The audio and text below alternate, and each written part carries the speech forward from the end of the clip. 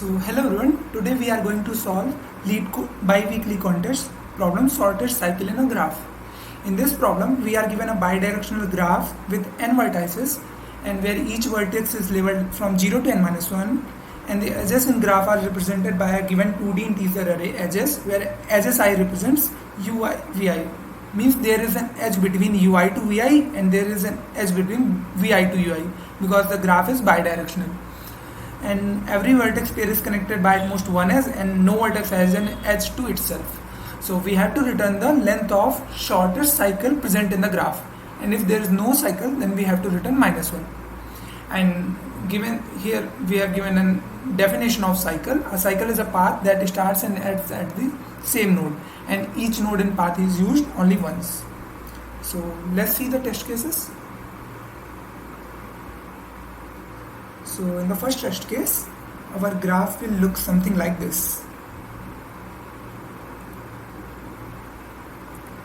So in this component, there is a cycle because if we start from 6, then we can go to 3. Then from 3, we can go to 4.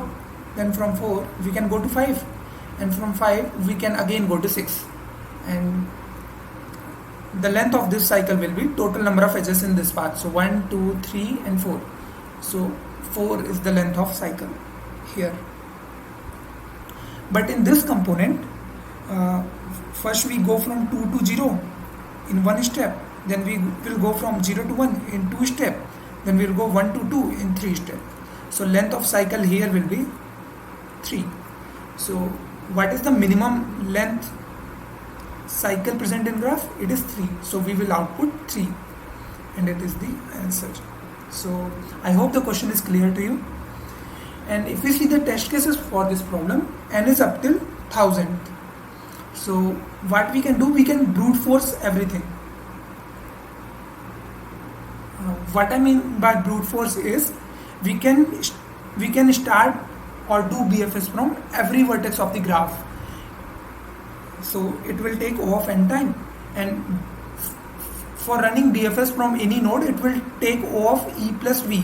So O of n plus O of e plus v kind of complexity into So this will be something around O of n square, and it will be around 10 to the power 6, and which will pass the test cases. So this problem is tagged as hard, but this is not a hard problem. We can simply do the brute force approach for this problem and it will pass all the test cases. So in the brute force approach, what we will do is we will call BFS from each node of the graph and mark the distance of each node and maintain the parent. We will maintain the visited array. Like if I have visited 0, then I will not again visit 0. So I have to maintain a visited array and I have to maintain a parent array to check the cycle is present or not. So I will explain what is a cycle and how we can check this in graph. So suppose this is our graph. So when we run BFS from 1, we will go to 2. And for 2, there are two choices. 2 can go to 1 and 2 can go to 3. If 2 will go to 3, then there will be no cycle. But if 2 will go to 1, we can say that there is a cycle. But this will be wrong because 1 is a parent of 2. It is not forming a cycle. It is a parent of 2. So that's why we are maintaining a parent array, so that we will keep track of who is the parent of that particular node. From where I came here. Like I came to 2 from 1. So 1 is a parent of 2, and if I go from 2 to 1 and I see that 1 is already visited,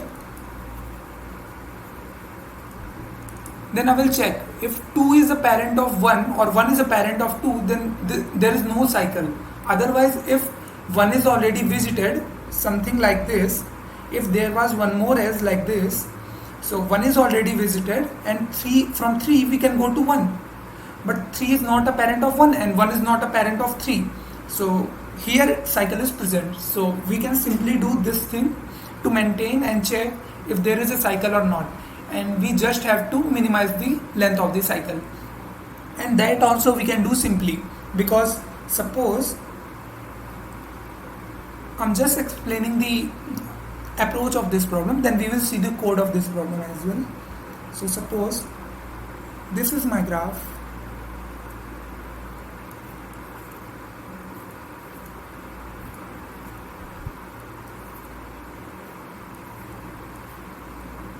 Okay, and this is my root node, and this is 3 and this is 5 and this is some random numbers like 1, 2, 4.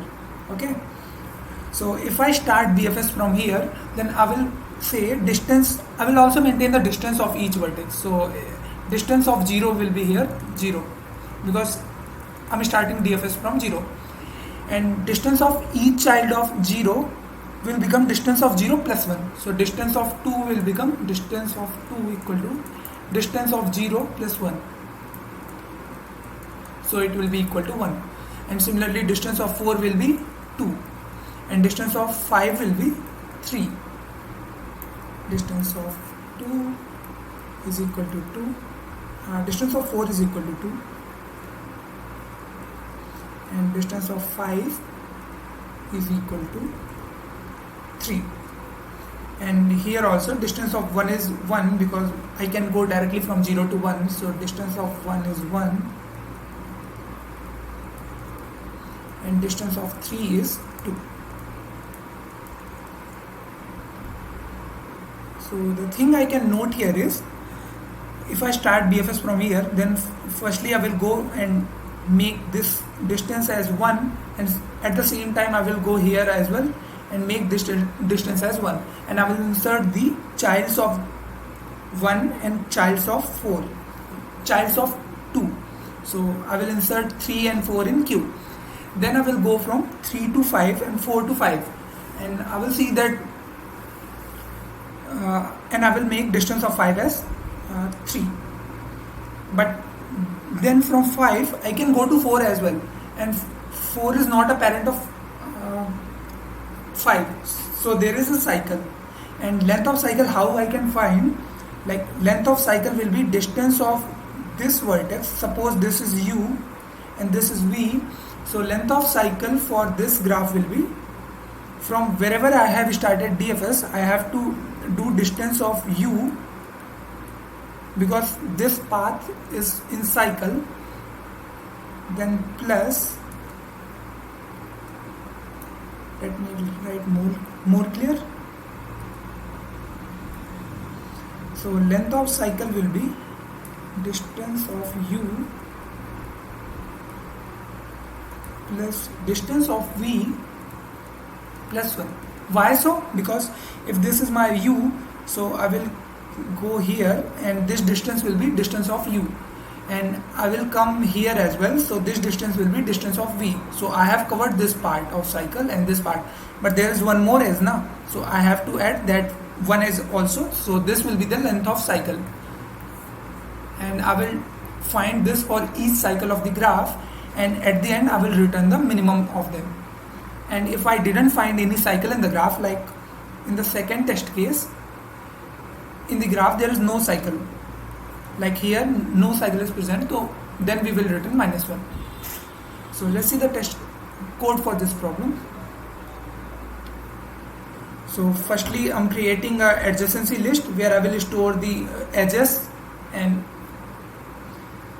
this is our main function.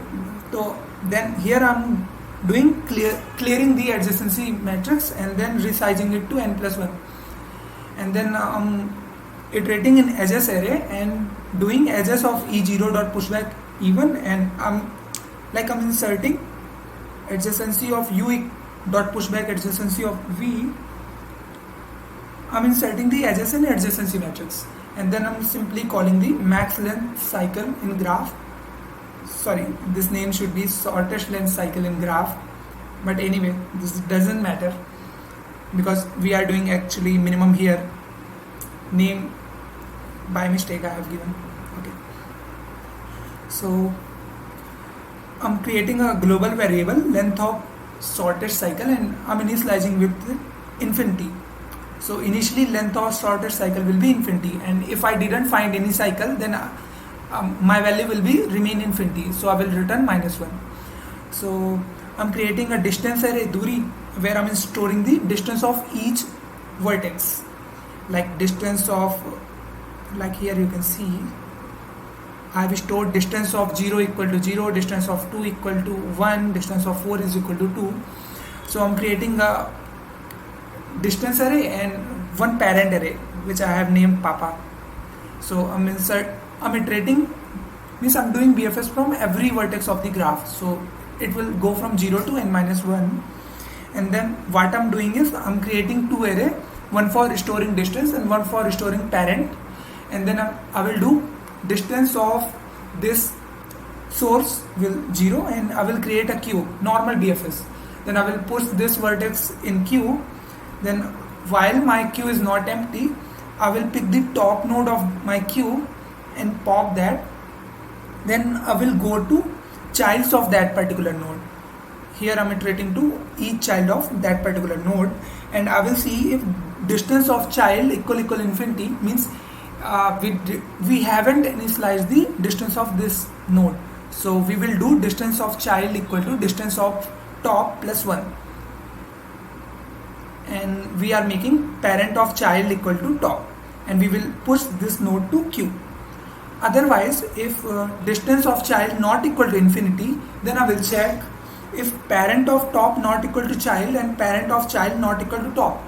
This means that there is a cycle, and if there is a cycle, then I will do length of shortest cycle equal to minimum of previous length of shortest cycle, comma distance of u plus distance of v, and then plus 1. Whatever I have explained here, I'm just simply doing this. Then at the end, after doing BFS from every vertex, I will check if length of shortest cycle remain infinity, that means there was no cycle in the graph, then I will return -1. Otherwise I will return the minimum length shortest cycle. So yeah, if I will run this test code, yeah, it's giving correct answer. So yeah, it's passed. So thank you for watching.